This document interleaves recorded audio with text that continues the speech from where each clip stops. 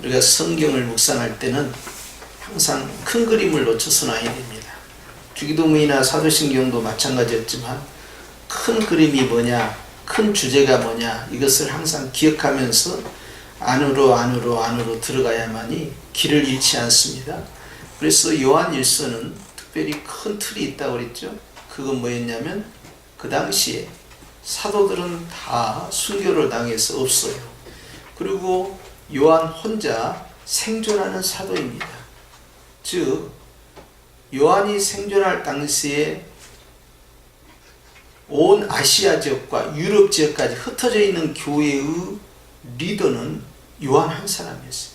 특별히 요한은 바모섬에서 귀양살이 하다가 다시 돌아왔어요. 에베소 교회에서 사역을 하셨는데 요한은 전체 교회를 아울러야 되는 그런 리더자죠. 교회 지도자로서 그가 특별히 그 당시 교회 안에 해야 할 것과 하지 말아야 할 것을 딱 지목을 한 겁니다. 그래서 해야 할 것은 뭐냐? 그것은 하나님께서 우리에게 원하시는 것, 즉 새 계명을 지키는 것이다. 그것이 빛 가운데로 가는 것이다. 그 부분을 계속 강조하는 것이고요. 하지 말아야 할 것은 그 당시에 이 영주주의라는 이단이 교회 안에 침투하고 있었어요.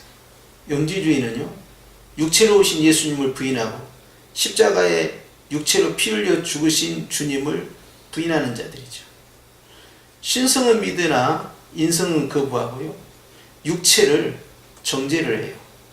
그리고 영적인 것을 우상시해서요, 예수님께서 이 땅에 오신 그 행위에 대해서요, 성경에 나타난 그 복음들을 믿지를 않습니다. 그런데 그런 영주주의는요, 결국 방탕한 길로 가고 또 자기 교만에 빠지게 되고요. 그리고 육적으로 어떤 짓을 해도 결국 그것은 죄가 아니다 생각하는 거예요. 그런 영주주의가 교회 안에 침투해 들어와서요, 그것을 철저히 막아야 되겠고, 또 하나는 나이가 많은 거의 100세를 향해 가고 있는 노인 사도 요한의 입장에서는요, 마지막으로 해줄 수 있는 이야기가 싸우지 않고 화목하는 것이죠. 그러니까 사랑을 강조하다 보니까 사랑의 반대는 뭐가 됩니까? 미움이 되는 거예요. 빛을 강조하다 보니까 빛의 반대는 무엇입니까? 어둠이 되는 것이에요. 그래서 이 두 가지를 구분하면서 교회는 두 가지를 해야 되죠. 하나는 이단을 철저히 막아내야 되고, 또 하나는 뭡니까? 사랑으로 하나가 돼야 되는 것이죠. 이 부분을 강조하는 거예요. 그래서 해야 할 것은 사랑이요, 하지 말아야 할 것은 미움이요, 해야 할 것은 빛 가운데로 가는 것이죠, 하지 말아야 할 것은 어둠에 있어서는 아니 되는 거예요. 해야 할 것은 그리스도에게 순종하는 거죠, 하지 말아야 할 것은요, 이단에 빠져서는 안 되는 거예요. 그걸 딱 구분한 거예요. 그런데 사실 목회를 하면서도 그래요. 제가 목회 10년 차 때 강조한 내용과 20년 차에 강조했던 내용과 이제 30년 차를 향해 나아가는데 제가 강조하는 것이 다를 수밖에 없습니다. 그러니까 어떤 관점에서 무엇을 강조하냐 하는 것은 시간이 흘러가면서 나눠져요. 그래서 사도 바울도 초기에 그가 가지고 있었던 열정과 말씀의 가르침, 그 다음에 후기에 그가 순교 당하기 전에 특별히 디모데전서나 디도서를 통해서 목회 서신을 통해서 그가 강조했던 내용들 나눠보면요, 차이가 납니다. 사도 요한도 마찬가지죠.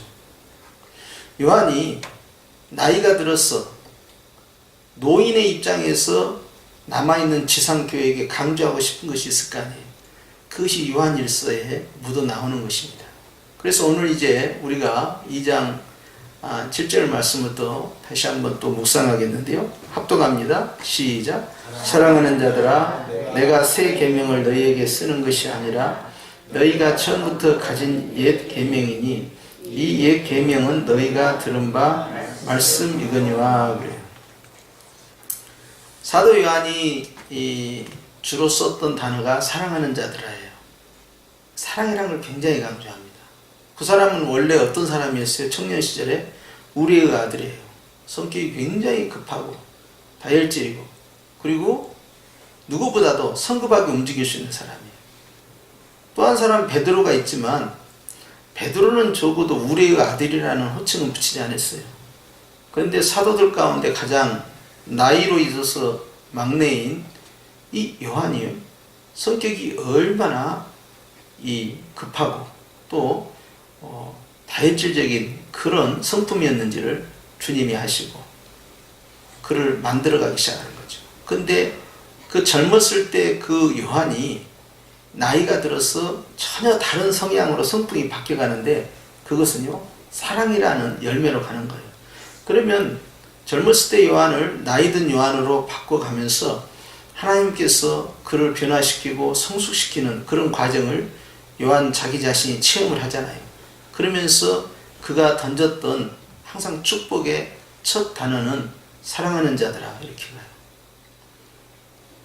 사도 바울과 같은 경우 아주 자주 쓰는 단어가 있습니다.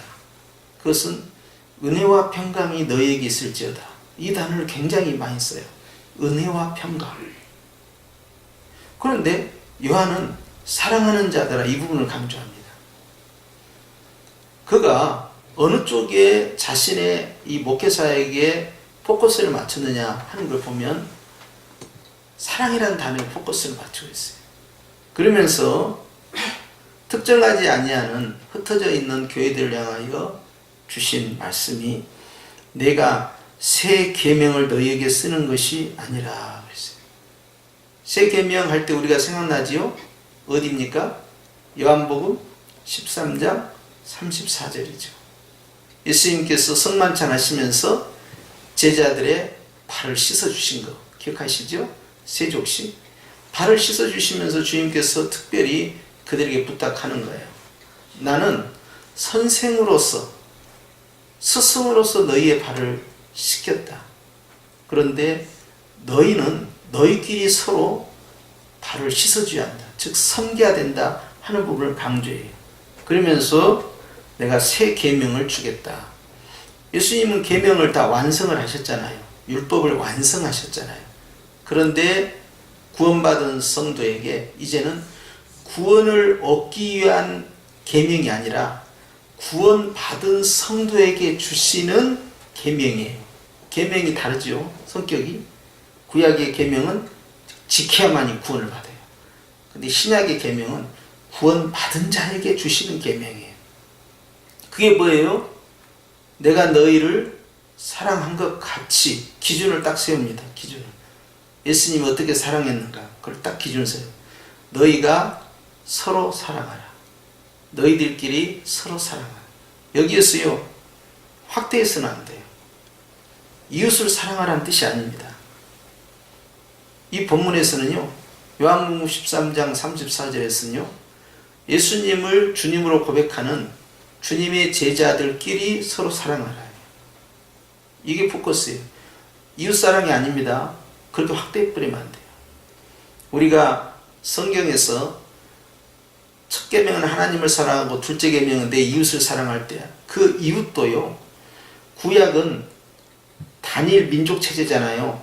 이게 그 민족 체제가 그게 교회입니다. 구약의 교회예요. 그래서 광야의 백성을 광야 교회라고 하는 것처럼. 그러니까 구약의 백성들 향하여 형제를 사랑하라, 내 이웃을 사랑하라. 그 말은 성도와 성도와의 관계, 유대인과 유대인의 관계를 의미하는 거예요. 유대인 너희들이 블레셋을 사랑해야 된다. 모압을 사랑해야 된다. 에돔을 사랑해야 된다. 아람을 사랑해야 된다. 이런 뜻이 전혀 아니에요. 그러니까 이것을 확대하면 구약의 교회 안에서 이웃이에요. 즉 믿는 자들끼리 하나님을 섬기는 자들끼리 이웃이에요. 마찬가지로 이 요한복음 13장 34절도 내가 너희를 사랑한 것 같이 너희가 서로 사랑하라. 이 세 계명은요 믿는 사람들끼리 서로 사랑입니다. 그러니까 이것을 정확하게 짚고 넘어가야 돼요. 첫 걸음이 잘못되면요 첫 걸음을 무시하고요 둘째 걸음을 훅 가려고 그래요. 그래서 우리는 생각하기에 연말이나 성탄절 되면 불우 이웃 돕기 그 생각을 먼저 하잖아요. 그런데 육신으로는 우리 한국 대한민국 사람은 우리 형제와 자매지요. 그러나 영적으로는요 예수님 믿는 사람이 형제 자매입니다. 그리고 그 형제의 개념 속에는 예수의 피가 흘러 있어야 돼요. 그러니까 교회 안에서 먼저 적용돼야 되죠. 그렇기 때문에 오늘 흩어져 있는 교회들을 향하여서 사도 요한이 새 계명을 기억하지 않느냐, 그것을 이제 교회 안에 적용하는 거예요. 그래서 교회에 적용되지 아니하고 이 계명을 바깥쪽으로 자꾸 끌고 가려고 하잖아요. 그러면 예수님의 의도를 놓쳐버린 거예요. 아셔야 됩니다. 사도 바울도 구제와 관련돼서 어떻게 이야기했어요? 믿는 사람에게 먼저 해라 그랬어요. 순서가 있단 말이에요. 항상 안에서 바깥으로 갑니다. 예루살렘, 유대, 그 다음 사마리아, 그 다음 땅끝, 순서가 있어요. 가는 순서가. 적용을 잘해야 되죠. 그런데 안 믿는 사람들에 대한, 불신자에 대한 사랑은요, 새 계명과 연관되지 않습니다. 새 계명은 분명히 믿는 자에게 주신 말씀이었어요. 그럼 안 믿는 사람에게는 어떻게 적용해야 되냐? 그것은 죽은 사람은 사랑할 수가 없잖아요. 살려야 되잖아요. 그게 전도예요. 살리는 것이 사랑입니다. 전도가 사랑이에요. 그리고 그 전도를 효율적으로 하기 위해서 섬기고 구제하고 봉사하고 나누고 이렇게 하는 거죠. 그래서 그렇게 회복돼서 예수님 안으로 들어오잖아요. 그러면 그때 요한복음 13장 34절 새 계명을 딱 펼치는 거예요. 예수님이 원하는 게 있는데, 교회 다닌 사람은 새 계명을 실천해야 합니다. 구원받은 사람은 새 계명을 실천해야 됩니다. 하나님의 자녀가 된 사람은 새 계명을 실천해야 됩니다. 이거 실천하는 것은요, 믿는 자에게 주시는 성도의 삶이에요. 그러니까 여러분, 구원받기 위해서 서로 사랑하는 게 아니에요. 구원받았으므로, 자녀가 되었으므로, 영생이 있으므로 이걸 주신 거죠. 자, 그런 개념에서 우리는 이제 새 계명을 받는데, 너에게 쓰는 것이 아니라 너희가 처음부터 가진 옛 계명이니, 처음부터 가졌다, 그 말은 무슨 말이냐면, 너희가 예수님을 믿을 때부터 가지고 있었던 새 계명이 있지 않느냐. 알아요, 사람들. 사도 요한이 복음을 전하는 곳마다 요한복음 13장 34절은 기본적으로 전하죠. 왜? 그것이 유일한 새 계명이기 때문에. 그리고 우리가 하나님 앞에서 예수님 믿는 사람들이 이제 이 모양 저 모양으로 신앙생활, 경건의 생활을 하잖아요. 예수님 믿은 다음에 어떻게 살 것이냐 할 때 이 모든 것들이 하나로 어우러져요. 그게 뭐냐면 사랑으로 갑니다. 새 계명이죠. 성령의 9가지 열매도 마찬가지예요. 9가지 열매가 있지만 그 열매가 하나로 합치게 되면요, 딱 하나의 열매로 갑니다. 사랑이죠. 그래서 성령의 9가지 열매는 개수로는 9개인데요, 단수형이에요. 복수형이 아닙니다.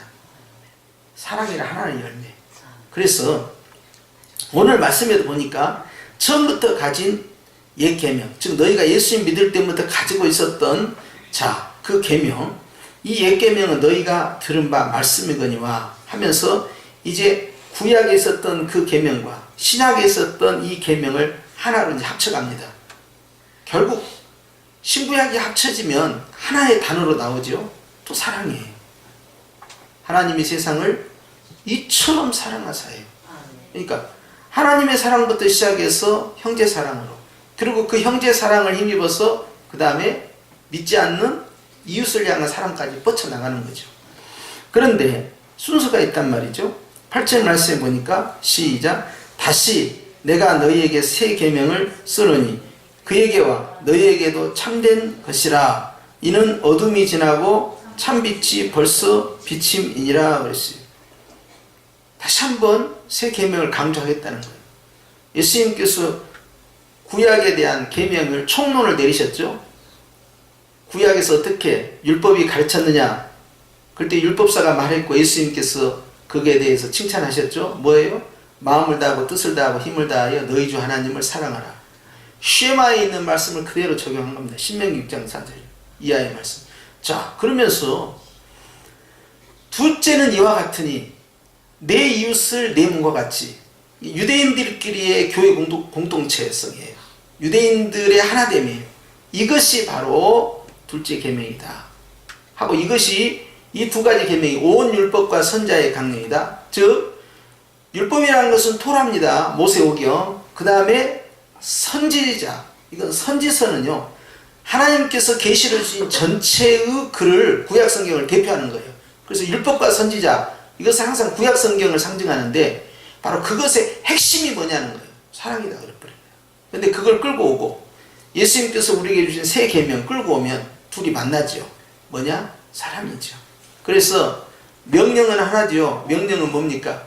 땅 끝까지를 내 증인이 되라. 이 명령이. 계명은 하나죠. 계명은 뭐예요? 서로 사랑하라. 그런데 신약의 계명이 구약의 개념과 차이점이 있어요. 구약의 개념은 하나님을 사랑하고 이웃을, 성도를 사랑해라 그 뜻이잖아요. 근데 신약의 개념은 하나님 사랑하라는 내용이 없어요. 왜 그런지 아세요? 하나님을 사랑하지 말라는 게 아니라, 따라서 합시다. 하나님을 사랑하는 사람은 새 계명을 지켜라.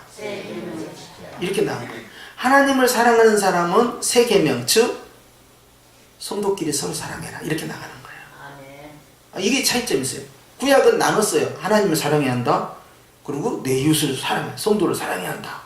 이걸 강조했어. 근데 주님은 네가 진정 하나님을 사랑하느냐? 네가 정말 하나님 안에 있느냐? 네가 정말 빛 가운데 있단 말이지. 그러면 새 계명을 지켜야 한다. 하나님을 사랑하는 자, 이웃을, 즉 성도를 사랑해야 한다. 이렇게 강조하시는 것이죠. 그러니까 하나님 사랑이 전제 조건이기 때문에 하나님을 사랑하고 이웃 사랑 이렇게 나누지 않는다 하는 것입니다. 하나로 가고 있다는 거예요. 결국 두 계명이 한 뿌리에서 시작되는 것이죠. 그러면서 바로 이 세 계명을 쓰면서 이 세 계명은 참된 것인데 어둠이 지나가고 참빛이 벌써 비쳤다. 요한복음 1장에 보면 이 세상에 빛이 오셨다. 이 빛이 생명인데 이 빛을 전하는 자가 요한이고요. 요한은 그 빛이 아니고 전하는 자로서 참빛이 세상에 오셨다 하면서 누구를 소개합니까? 예수님을 소개해요. 예수님이 유일한 빛이라는 거예요. 자, 빛이라는 의미가 가지고 있는 것은요, 그 반대의 개념이 뭐라고 그랬어요? 어둠이라는 것이죠. 빛과 어둠을 생각해 보라는 거예요. 어둠은요, 앞에 보이지 않습니다. 캄캄해요. 빛은요, 환하게 보여요. 현재도 보이고 저 앞에도 보이고. 그렇죠? 자, 어둠이라는 것은요, 두렵습니다. 어두운 곳을 가면 무서워요. 왜? 무슨 일이 있을지 모르니까. 그런데 환하게 켜져 있잖아요. 그러면 두렵지 않습니다. 그러니까 밤길이 무서운 것이지 낮에 가면서 두려움을 느끼는 사람은 별로 없잖아요. 자, 그것처럼 항상 밝은 빛이 있을 때는요, 그 사람에게 담대함이 있어요. 심령도 마찬가지죠. 생활도 마찬가지예요. 관계도 마찬가지예요. 빛이 있는 사람은 두려움이 없어요. 빛이 없는, 어둠이 있는 사람은 두려움이 따라와요. 자, 이렇게 빛과 어둠으로 나누게 되는데 오늘 주님이 새 계명을 지키는 자는 빛에 속한 자가 되는 거다. 하나님을 사랑하는 자, 새 계명을 지켜야 되고 새 계명을 지키는 자, 빛에 속한 자다. 그런데 어둠의 권세는요, 어둠은 언제 오느냐? 아주 단순합니다. 어둠은 빛이 없으면 바로 어둠이 와요. 낮에도 마찬가지입니다. 갑자기 낮에 일식현상 때문에요, 태양의 빛을 잃어버리잖아요. 그럼 바로 어둠이 오는 거예요. 그러니까 어둠은 언제 오느냐? 빛이 소멸되는 순간에 오지 말라고 해도 생겨버려요.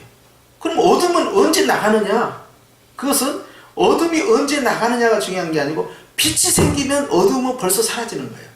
그러니까 여기 핵심이 뭐냐면 빛이 있느냐 없느냐에 따라서 어둠이 있느냐 없느냐예요. 어둠의 상징은 뭡니까? 아까 두려움이라고 했죠. 알지 못하는 것에 대한 두려움. 또 어둠은 뭐예요? 절망이죠. 낙심이에요. 슬픔이에요. 다 어둠의 요소들입니다. 분노, 육체의 열매들, 내 안에 있는 괴로운 심령들, 또 나로 하여금 하나님 앞에 쓰지 못하게 하는 모든 죄악된 것들, 이런 것들이 전부 어둠에 속하는 거예요. 근데 이 어둠, 즉 흑암을 밤이 주관하는데 밤에 주관하는 자가 있는 것처럼 말이죠. 이 어둠을 주관하는 자가 있다 이 말이에요. 죄악 가운데, 슬픔 가운데, 절망 가운데, 상처 가운데, 괴로움 가운데, 두려움 가운데 어둠이 나에게 찾아올 때 그것을 지배하는 자가 있어요. 왕노하려고. 우리는 그것을 마귀라고 부릅니다. 그런데 빛이 있잖아요. 빛이 있으면요 기쁘고 감사하고 즐겁고요 행복하고요 그리고 마음이 편안해지고요 그리고 영육간에 건강해지고요 형통하고요 매일매일 해피해피한다 이 말이에요. 그런데 이 빛을 주관하는 자가 있어요. 바로 빛의 영이신 성령 하나님께 역사하는 거예요. 성령 하나님 빛 가운데 있는데, 근데 그 성령 하나님은 어떤 성령 하나님이냐? 바로 예수님의 영, 아버지의 영이다.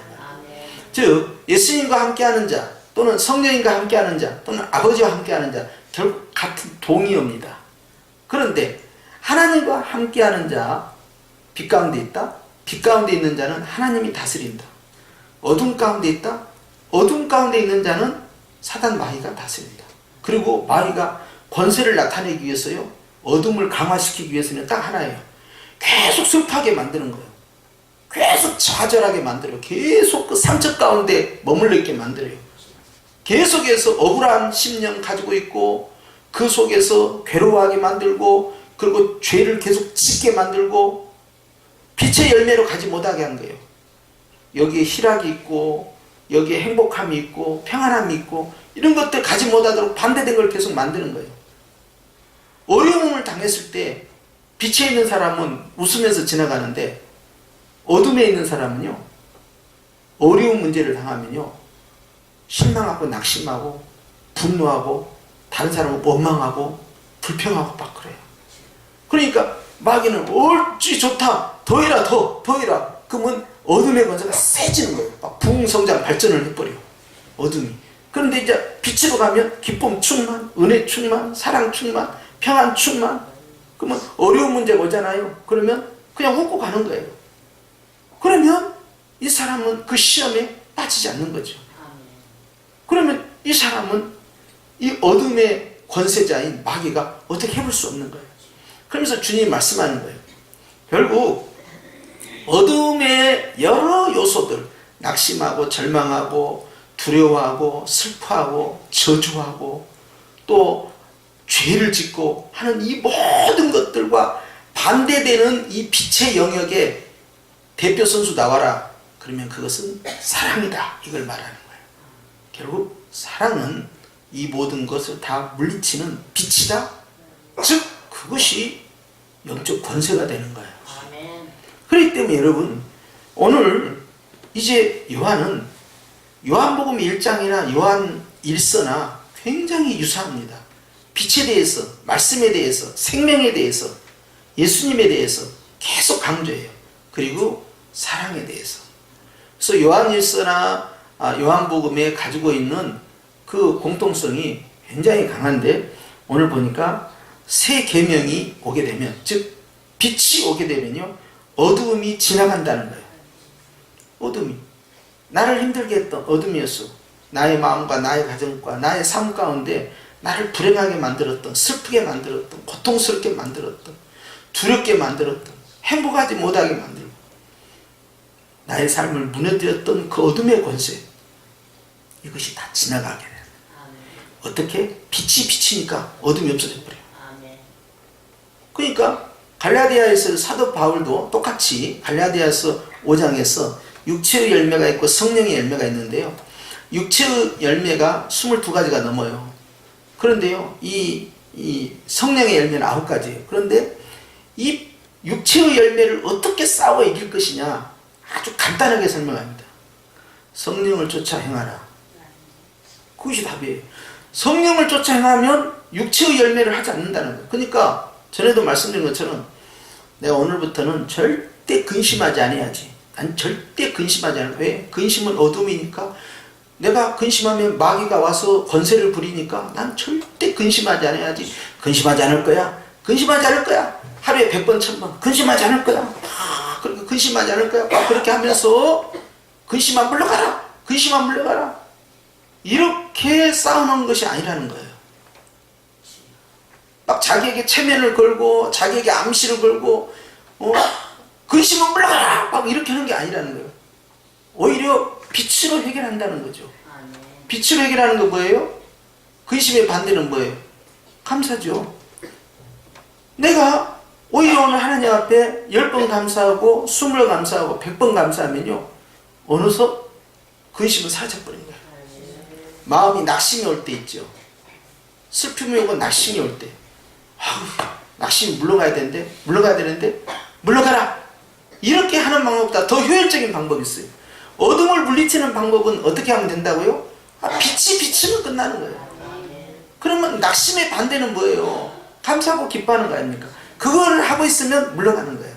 그러니까 재앙을 물리치는 방법은요, 재앙과 싸우는 것이 아니고요, 축복 가운데 서 있으면 끝나는 겁니다. 그럼 간단해요.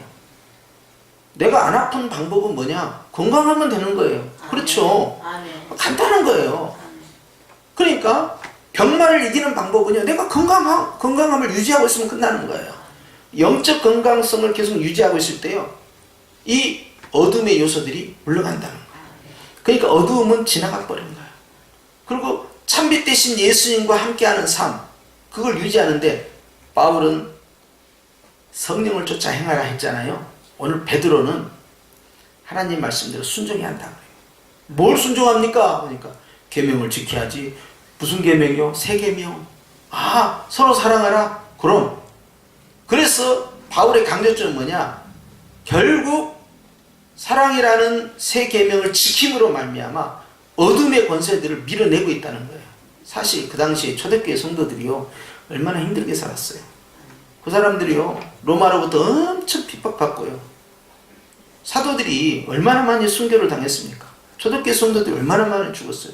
예수님 믿는다는 것이 생명 걸고 믿어야 되고요, 굉장히 두렵죠. 그리고 매일매일 영적 전쟁을 일으켜야 되고, 또 이단들까지 들어가지고 사람들을 미혹하고 있고, 얼마나 괴롭겠어요.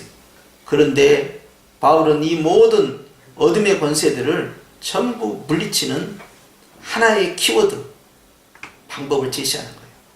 빛 가운데 있는 방법이 뭐냐? 하나님의 말씀 가운데 순종하는 게 뭐냐? 새 계명이다. 새 계명 가운데 있으면 주님께서 너희를 어둠을 지나가게 만들고 빛으로 인도하는 것이다. 할렐루야. 그래서 9절 말씀을 봅니다. 시작. 빛 가운데 있다 하면서 그 형제를 미워하는 자는 지금까지 어둠에 있는 자요. 그랬어요. 자, 어둠에 있는 방법은 단순해요. 어둠에 있는 방법은 사랑하지 않고 뭐 하면 돼요? 미워하고 증오하고, 너 언제 한번 보자, 내가 기어코 내가 너를 복수하고 말리라, 내가 용서하지 않겠어, 이런 마음들, 이런 것들이 문제가 되는 거예요. 그런데 반대는 뭐예요? 빛 가운데 있는 사람들은 미움의 반대는 뭡니까? 사랑이죠. 그런데 빛 가운데 있다 하면서 어둠의 권세자가 누굽니까? 사단 마귀 아닙니까? 마귀의 힘을 강화시켜주는 방법은요, 어둠에서 벗어나지 못하는 방법. 어둠에서 벗어나는 방법은 유일한 방법밖에 없어요. 빛이 들어오면 돼요. 그것은 사랑이다 하는 거예요. 그래서 10절 시작. 그의 형제를 사랑하는 자는 빛 가운데 거하여 자기 속에 끄러김이 없으나 그랬어요. 형제를 사랑하는 거예요. 안 믿는 불신자 사랑이 아닙니다. 막 그렇게까지 막 오버액션 하면 안 돼요. 이것은 동남아 지역이나 아프리카 지역의 가난한 사람들을 사랑을 하는구나, 지금 거기까지 가면 안 돼요. 무엇이든 수신제가 치고 평천하야. 내 앞가림도 못하면서 누구 사랑한다고 하면 안 돼요. 형제를 먼저 사랑하는 자는요, 어둠을 이겨내는 자고요, 빛 안에 거하고 있는 자예요. 불이 켜져 있으면요, 어둠이 올 수가 없잖아요. 빛이 없으니까 어둠이 오는 거예요. 그런 것처럼 오늘 형제를 사랑하는 자 빛 가운데 있고, 형제를 미워하는 자 어둠 가운데 있다. 둘로 쫙 간단하게 나눠버립니다. 그러면서 어두움은요, 막 지금 미세먼지가, 우리 초미세먼지 이렇게 와가지고요, 그거 마시면요, 기관지만 상한 게 아니고요, 온갖 중금속이요, 이제 폐에도 들어오고 간에도 들어오고 심지어는 뇌에도 들어온답니다. 뇌. 어둠이라는 요소가 오잖아요. 그럼 이 어둠이라는 요소가요, 우리의 영적인 상태를 완전히 무너뜨릴 거예요. 모든 것을 다 절망으로 끌고 가고요, 희망이 없기 때문에, 그리고 죄악 가운데서 마귀가 좋아하는 것을 두려움 없이 막 해버리는 거예요. 양심의 가책이 마비되는 거죠. 그런데 빛 가운데 있는 사람은 어떻게 됩니까? 그런 부분에 대해서 밀어내는 거죠. 어떻게 하면 될까요? 주님은 계속 끌고 갑니다. 형제를 사랑하는 것이다. 그러면서 주님이 하나님을 사랑하는 자는, 빛 가운데 있고자 하는 자는, 예수님을 따르는 자는 반드시 자연스럽게 구원받은 자가 해야 할 일이 있다 하면서 사랑을 강조해요. 여러분이 이걸 잘 기억하실 것이, 예수님께서 요한복음 13장 34절에 너희들끼리 서로 사랑해라, 이 말씀이 쉬울 것 같습니까? 어려울 것 같습니까? 어렵습니다. 어려웠기 때문에 주님이 계명이라고 하신 거예요. 또 하나, 그럼에도 불구하고 서로 사랑하라는 구원받은 자가 해야 할 아주 핵심적 이 명령이요, 따라서 합시다. 너무나 중요하므로 계명이라고 하신다. 그러니까 우리가 하나님 앞에서 이것을 실천하는 것도 간단하지 않지만 이것은 우리에게 너무나 중요한 부분이기 때문에 주님이 계명이라는 단어를 쓴 거예요. 사실 제자들에게 다른 덕담을 할 수 있잖아요. 얘들아, 너희가 하나님을 따르는 자로서 이렇게 살아야 된다. 또는 어디까지 헌신하고 순종해야 된다. 다른 이야기를 할 수가 있어요. 근데 주님은 그런 말씀이 없는 거예요. 멀리 내다보지 않습니다. 니들끼리 서로 사랑해야 된다. 이것이 새 계명이다. 이걸로 끝내버린 거예요. 그러니까 이것이 정말 실천하는 것이 간단하지 않으면서도 얼마만큼 중요한 문제이냐를 함축하고 있는 거예요. 그렇기 때문에 2000년이 지난 지금도 마찬가지입니다. 이것은요, 우리 모두가 중요하다, 실천해야 된다 알고 있지만 이것이 쉬울까요, 어려울까요? 어려운 문제예요. 간단하지 않습니다. 그렇기 때문에 주님께서 표준을 내세운 거예요. 내가 너희를 사랑한 것처럼 해야 된다 하면서 예수님이 어떻게 섬겼는가를 계속해서 보라는 거예요. 그러면요, 아버지가 한 것을 보고요, 아들이 따라하고요, 어머니가 한 것을 보고요, 딸이 따라서 합니다. 그것이요, 환경 가운데 자연스럽게 학습이 될 거예요. 그러니까 예수님이 어떻게 했는가, 예수님을 롤 모델로 삼아서 계속해서 그것을 흉내내고 닮아가다 보면요, 어느덧 내가 그런 사람이 되어 있는 거예요. 그러니까 내가 크면서는 말이죠, 내가 아빠를 좋아했던 아빠를 좋아하지 않든, 엄마를 좋아했던 엄마를 좋아하지 않든요, 나이가 들잖아요. 그러면 관계가 좋았든 안 좋았든 어느덧 내 안에요, 그런 요소들이 들어와 있습니다. 내가 정말 싫어하는 아버지의 모습이 어느덧 내 안에 들어와 있고요, 내가 정말 싫어하는 어머니의 모습이 내 안에 들어와 있는 거예요. 희한하죠? 내가 싫어하는 대로 나에게 영향력을 끼치는 거예요.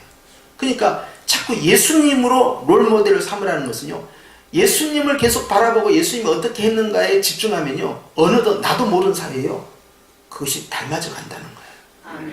그렇기 때문에 오늘 주님 말씀하면서, 자, 빛 가운데 있다 하면서 그 형제를 미워하는 자는 어둠에 있고, 10절에 그의 형제를 사랑하는 자는 빛 가운데 그하여 자기 속에 꺼리낌이 없다, 이렇게 말씀. 간단하죠? 미워하면 어둠에 있는 거다.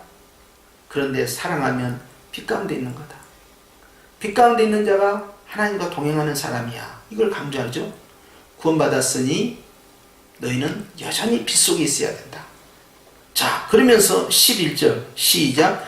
그의 형제를 미워하는 자는 어둠에 있고, 또 반복하죠. 또 어둠에 행하며 갈 곳을 알지 못하나니 이는 그 어둠이 그의 눈을 멀게 하였습니다. 자, 형제를 미워하는 사람의 포지션이 어디냐? 빛이라는 포지션이 있어야 되는데 어둠이라는 포지션을 가야 되는데, 어둠에는 누가 기다리고 있어요? 마귀가 기다리고 있어요. 빛에 가면 빛에는 누가 기다리고 계세요? 예수님이 기다리고 있는 거예요. 그런데 내가 구원받았어요. 구원받은 내가요, 다른 것에 대한 미움이 아니에요. 형제에 대한 사랑이 있느냐 미움이 있느냐에 따라서 예수님과 함께 동행할 수 있고 마귀와 함께 동행할 수 있다는 거예요. 그걸 내가 선택할 수 있다는 거예요. 그러면서 주님이 형제를 미워하는 사람은 어둠에 여전히 머물러 있는 것이다. 그 어두운 가운데로 행하게 된다. 그와 함께 동행한다 이 말이에요. 그러니 구원을 받은 성도인데 삶의 행실이나 영적인 상태가 컨디션이요 어둠에 완전히 눌려있다면 어떻게 되겠어요? 전혀 행복하지가 않죠. 그리고 다른 사람들도 그걸 또 느껴요. 그러면서 심지어는 갈 곳을 알지 못한다고 그랬어요. 방향을 잃어버린다는 거예요. 어둠은 앞이 보이지 않습니다. 깜깜해요. 어디로 가야 할지를 몰라요. 어디가 앞이야 어디가 뒤야 알 수가 없어요. 그리고 그 앞에 조금 걸어가면 무슨 장애물이 있는지 알 수가 없어요. 툭 하면 넘어질 수 있고 쉽게 시험에 들고 쉽게 상처받고 쉽게 화가 나고요. 이 도대체 걷잡을 수가 없어요. 근데 빛 가운데 있는 사람은요 앞만 봅니까? 훨씬 멀리까지 봐요. 그러니까 두렵지가 않습니다. 내일 일을 염려하지 않는 게 아니라 일주일 후에도 염려하지 않고요. 한 달 후에도 염려하지 않고요. 1년 후, 2년 후, 10년 후도 염려하지 않는 거예요. 빛 가운데 있으면 있을수록 점점 길어지죠. 30년 후, 40년 후, 심지어는 내 자녀와 내 자손들의 장래까지도 내가 염려하지 않는 거죠. 빛이 강하니까. 근데 빛이 약하잖아요. 그러면 내일이라는 그 하루도 내가 감당할 수 없을 만큼 스트레스를 받는 거예요. 견뎌낼 수가 없는 거예요. 이것이 바로 어두운 가운데서요 갈 길을 잃어버린 사람. 그럼 어떻게 해서 이 사람은 마귀와 함께 어두운 가운데서 방황하고 영적 방황이 시작되느냐 하는 거예요. 이것을 어떻게 하면 벗어날 수 있지? 주님은 딱 하나만 말씀. 본문에서는 형제를 사랑했느냐 이걸로 가는 거예요.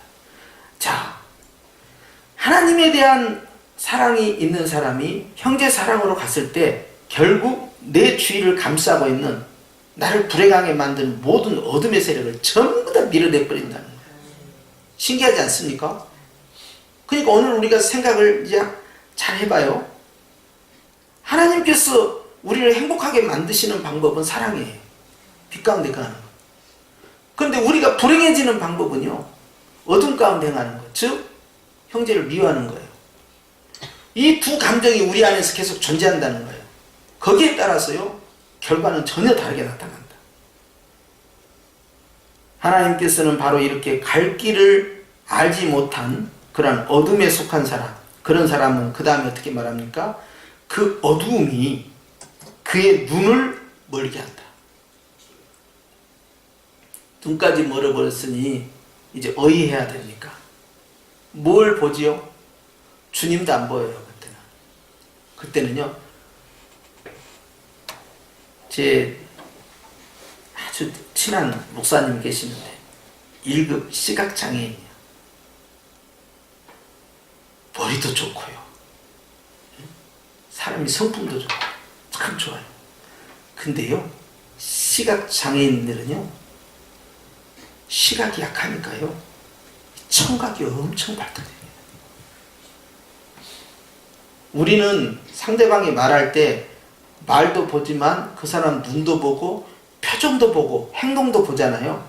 근데 눈이 보이지 않는 사람은요 그 말소리, 음색, 그 다음에 그 말하는 거에 그 강도, 그것만 갖고 계속 그 사람은 집중하는 거예요.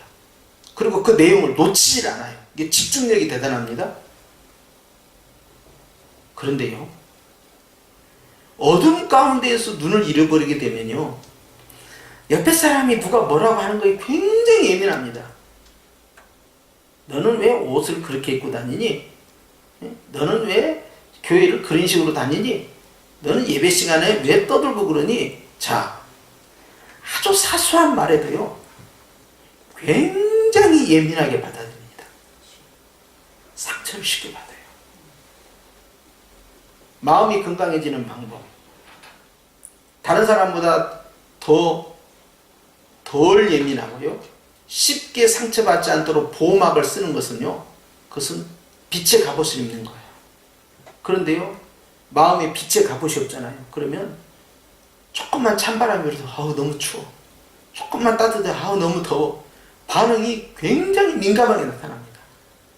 어둠 가운데 있는 사람은요 그렇기 때문에 주변 사람이 뭐라고 말하느냐에 대해서 더 극도로 신경을 많이 쓰고요 쉽게 시험에 빠져버려요. 이걸 조심해야 됩니다. 그렇기 때문에 주님은요, 옆에 사람으로부터 상처를 받는 그 어둠의 요소를 끊어내고 자신의 삶을 행복하게 만들고, 그리고 미래에 대해서 두려워하지 않도록 주님은 우리에게 뭘 요구하셨냐? 빛 가운데 있어야 된다. 빛 가운데 있는 방법은 딱 하나만 말씀하는 거예요. 뭐 기도 많이 해라, 뭐 전도 많이 해라, 헌금 많이 해라, 봉사 많이 해라, 이걸 강조한 게 아니에요. 형제를 사랑해라. 뭐 야, 너 형제를 절대 미워하면 안 돼. 형제를 미워하면 안 돼가 아니라 서로 사랑해라. 사랑하고 있으면 미움은 사라지니까. 사랑 안 하니까 미워지는 거예요. 나는 목사님 저 사람 미워하지도 않고요, 사랑하지도 않아요. 그러면요, 이제 성령과 악령의 싸움이 시작돼요. 자, 어떻게 하면 우리 편으로 끌어들일 수 있을까? 성령께서는 계속 빛 가운데로 가게 만들고요, 악령은요 계속 어둠 가운데 가게 만들어요. 그러면서 시험에 들게 만들어요. 우리는요 가운데가 없어요. 빛 가운데 있을 것이냐, 어둠 가운데 있을 것이냐, 이것만 있을 뿐이죠. 그렇기 때문에 어둠에 있는 사람은 갈 길을 알지 못하고 멀리 내다보지 못하고 또 눈까지 어두워져서요, 자기 스스로가 앞을 향해 걸어갈 수가 없는 건강하지 못한 삶을 살게 되는 거죠. 그렇기 때문에 당시에 있는 초대교회의 많은 성도들, 그들이 자신의 삶을 행복하게 만들어가는 일이 뭐겠어요? 그들이 돈이 있습니까? 좋은 예배당이 있습니까? 아니면 정부로부터 보호를 받습니까? 없어요. 어떻게든 정부에서는 예수 믿는 사람들 핍박하려고 하지요. 돈이 없으니까 늘 가난하게 살면서도 정직하게 살려고 노력하는 거지요. 그리고 잡으러 오면 도망가고. 그러니까 지하 공동묘지, 카타콤이라고 하는데요, 이런 지하 공동묘지 또는 이제 외부에 협곡이나 계곡에 있는 이 절벽에 있는 굴, 이런 거 이제 파져 있는 거, 그런 데 들어가서 집단으로 생활하고, 잡으러 오면 또 도망가고, 이런 삶을 살았어요. 그들을 행복하게 만드는 방법이 뭐였겠냐 이거예요. 그 당시에, 초대교회 당시에 핍박받는 그들, 그것은요, 서로가 서로를 사랑하면서 콩 한 쪽도 같이 나눠 먹으면서 그 가난과 그 핍박과 그 고통스러운 세월 속에서요, 그들은 행복했어요. 그들은 빛 가운데 있었습니다. 그런데요, 이제 핍박이 없어졌어요. 콘스탄틴 황제에 의해서요, 이제 4세기에 젊으면서 로마가 기독교를 국가 종교로 인정해 주겠다 그랬어요. 핍박도 없지요. 그리고 예배당도 세워줬죠. 그리고 월급도 줬어요. 그러니까 이제는 교회가요, 재정이 많아졌네요. 그리고요, 배가 부르잖아요. 핍박이 없으니까. 그리고 연일 성장하는 거예요. 그러니까 황제가 도와주니까 얼마나 교회가 살만나니까. 그런데 회복하지 못한 거예요. 핍박받을 때보다. 그러면서 자기도 모르는 사이에 어둠이 스물스물 찾아오는 거예요. 저 어둠이 왜 왔을까? 저 경건함을 떨어뜨리는 그런 비윤리적인 삶이 왜 왔을까? 왜 왔을까? 점점 신앙이 식어가고 있다. 왜 그럴까? 딱 하나로만 접근하는 거죠. 형제를 사랑했느냐? 사랑하지 않았느냐에 따라서 결과는 나눠진다는 거예요. 성경을 많이 연구해야 됩니다. 기도를 많이 해야 됩니다. 뭐 전도를 많이 해야 됩니다. 이거 강조하는 게 아니에요. 지금 결국 교회 공동체가 분열되기 시작합니다. 그러면서 교회는 겉으로는 커가는데 내부적으로는 찢어지고 쪼개지기 시작하는 거예요. 이 문제가 된 거죠. 특별히 주님은요, 성찬식에 참여한 사도, 즉 지도자들에게 서로 사랑하라 그랬잖아요. 세상에 하실 말씀이 얼마나 많은데 생명 바쳐서 뭐 충성하라 뭐 그렇게 해도 괜찮을 판인데, 주님을 배신하면 절대 안 돼, 이렇게 할 수도 있는데, 니들끼리 서로 사랑해라. 세상에 이걸 마지막 말씀으로 주실 게 뭐라? 주님은요, 이것을 심각하게 보신 겁니다. 그리고 이것이 가장 중요하다고 보신 거예요. 오늘 요한은요, 그가 사랑의 사도라는 별칭을 가졌는데요, 그렇게 한 이유가 뭘까요? 그는 여전히 예수님의 빛 가운데 있고 싶은 거예요. 자기뿐만 아니라 다른 사람들도. 그래서 하나님의 복음이란 진리 있죠. 이단을 물리치는 진리, 그 진리를 지켜가면서 복음 안에서요, 내가 해야 할 일들이 뭐냐 이거예요. 이것도 하고 저것도 하고 할 일이 많잖아요, 우리가. 근데 그 가운데서 해야 할 일이 뭐냐? 그 으뜸을 꽂아라. 그러면 진리 안에서, 복음 안에서, 교회 안에서 해야 할 그 첫째 으뜸은 새 계명. 너희들끼리 서로 사랑하는 것이다. 요걸 계속 강조하는 거예요. 그리고 요 안에서 나머지 것들이 시작해요. 주님을 사랑함으로 헌신하고, 형제를 사랑함으로 봉사하고, 모든 것이 사랑에서 시작된 거예요. 누가 생각 안 나세요? 어머니, 엄마죠, 엄마. 어머니는 사랑하기 때문에 섬기고 희생하고, 사랑하기 때문에 나누고 베풀고, 나의 삶을 포기하면서까지 자녀를 위해서 모든 걸 다 올인하잖아요. 왜? 사랑하니까. 답이 다른 데서 나오지 않습니다. 결국 모든 출발이 어디서 나오느냐는 거예요. 하나님을 섬기는 것이나 교회에서 형제를 사랑하는 것이나 빛 가운데 거한다는 것이 이렇게 중요한 거죠. 그렇기 때문에 이 빛에 거하지 못하게 되면 나도 모르는 사이에 눈이 멀어져요. 나도 모르는 사이에 어둠이 찾아오고 두려움이 나에게 가득 채워져요. 그리고는 미래에 대해서 염려하고 걱정하고 분노하게 되고 슬퍼하게 되고, 그리고 죄를 짓게 돼요. 주님은 하나님께서 우리에게 주신 이 새 계명을 통하여 교회가 여전히 교회 공동체를 유지해 나갈 것을 요구하고 있어요. 왜? 사도도 곧 죽거든요. 나 죽고 나면 이제 이 교회를 누가, 물론 디모데 있어요. 디도도 있고 에바브라 디도도 있고. 그러나 사도는 가요. 사도가 가면서 마지막으로 던지는 주제는 그거예요. 새 계명, 이것이 빛이다. 새 계명 안에 있어야만이 어둠을 이길 수 있고 주님의 빛 가운데 거하는 것이다. 그것이 교회다. 그걸 강조하는 거예요. 여러분, 오늘 우리는 하나님께서 주신 이 새 계명이라는 부분이 사도 요한에게 있어서 얼마나 절실한 부분이었고, 그 당시 2000년 전뿐만 아니라 지금도 현대교회에 너무 중요한 키워드예요. 다른 것이 문제가 아닙니다. 이것이 무너짐으로 교회는 다 쪼개지고 있어요. 우리가 얼마만큼 전도하느냐 하는 것은요, 이제 방향을 틀어야 됩니다. 우리가 얼마만큼 사랑하느냐로 결정되는 거죠. 이 부분이 강조가 되면요, 결국 교회는 성장하게 돼 있어요. 그런데 만약 우리가 이 새 계명에 충만히 거하지 않는 상황에서 하나님께서 큰 예배당을 주신다고 해서 어찌 될 것 같아요? 지난번에 어느 목사님 만났는데 우리 교회는 부족함이 없습니다 그래요. 왜 그렇습니까? 교회가 변두리에다가 땅을 잡아놨는데요, 여기를 어느 기업이 와가지고요, 대형 쇼핑몰을 하려고 땅을 매입하게 된 거예요. 그런데 그 땅을 매매하는 과정에서요, 결론을 말씀드리면 우리 교회하고 비교할 수 없는 큰 예배당을 짓고요, 10억이 돈이 나오세요. 10억이. 10억. 교회가 재정이 넉넉한 거예요. 빚이 없는 상황에서 10억이 남은 거예요. 그런데요, 그 다음부터 교회가 싸우기 시작하는 거예요. 교회가 분열이 나기 시작한 거예요. 성도들이 시험에 빠지기 시작한 거예요. 왜? 돈 때문에.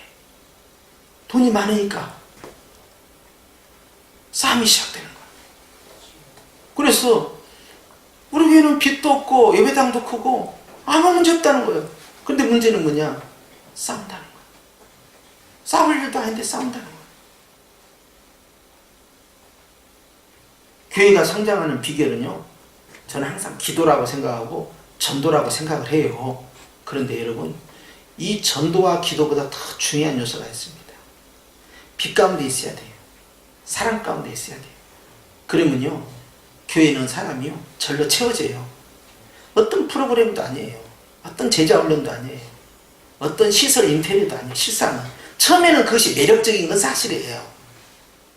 멋진 데 가고 싶고 체계화돼 가고 싶고 그런 마음이 있어요. 그런데요, 시간이 흘러가잖아요. 그러면 그것이 아닌 거예요. 우리 결혼하기 전에 서로 탐색할 때는 다 조건 따지잖아요. 이것저것 다 따지잖아요. 근데 막상 결혼해서 살면 어때요? 1년 지나고 2년 지나고 3년 지나면 그런 조건이 중요하던가요? 그렇지 않잖아요. 그런데요, 교회도 마찬가지예요. 교회에 결국 정착하게 되고 부흥되는 거는요, 가장 본질적인 거, 그걸 놓쳐서는 안 된다는 거죠. 그건 뭐예요? 사랑이에요. 그러니까 다투는 집에 부유한 그 가정보다 가난한 집에 화목한 집이 더 행복한 거잖아요.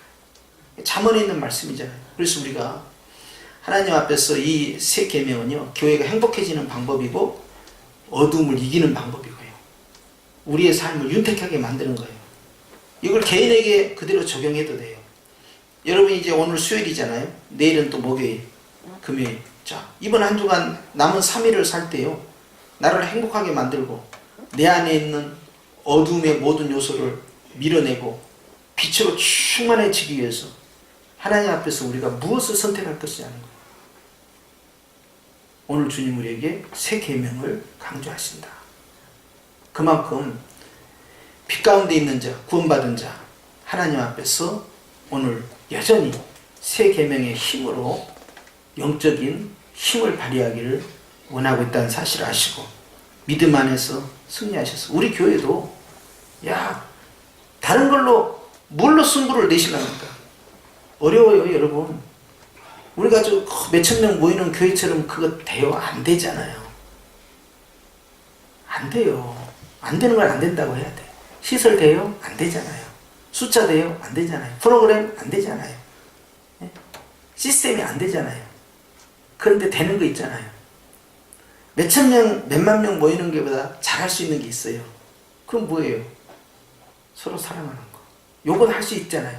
그러면요, 집안이 흥합니다. 절로 잘 돼요. 그리고 어둠이 쫓겨나가니까 그곳에 가면은 행복해지는 거예요. 예?